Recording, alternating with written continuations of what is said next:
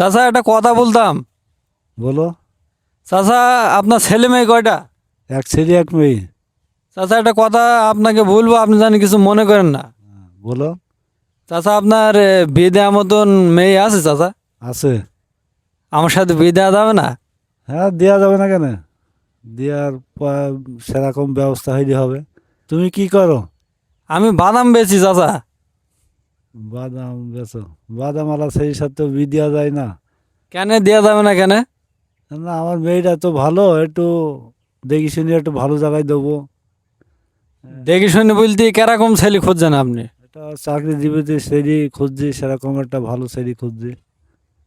মানে যে এককালীন যেহেতু অনেক টাকা পাবে, আপনার মেয়ে ভালো থাকবে, তো সে চাকরিজীবী ছেলেও একটা মানুষ, আমিও একটা মানুষ। আমি বাদাম বেশি বলে আমাকে আপনি মেয়ে বিয়ে দেবেন না, আর সে চাকরি করে বলে তার কাছে মেয়ে দেবেন, এটা কেন? এটা কিসের জন্য আপনার মনে আসলো? এটা একটু ভালো দিকে, সে হয়তো ভালো থাকবি, ভালো পড়বি, এই জন্যে আমার মেয়েটাকে ওই জায়গায় বিয়ে দেবো না।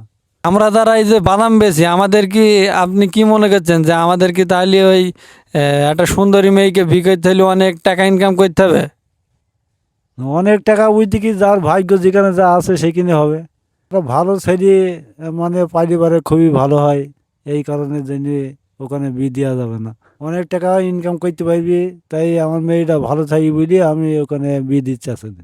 মানে আমি এখন বাদাম বাজার ছেড়ে দিয়ে অনেক টাকা ইনকাম করার একটা ব্যবস্থা আমি করবো, একটা ওই সরকারি চাকরিজীবী এলার মতো অনেক টাকা ইনকাম করতে পারি। তাহলে আপনার মেয়ের সাথে আমার সাথে বিয়ে দেবেন?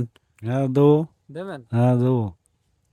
তো ঠিক আছে দাদা, ভালো থাকেন, আপনার সাথে কথা বলে ভালো লাগলো। তাহলে আপনি আবার কথা হবে আপনার সাথে, হ্যাঁ? তো ভালো থাকেন।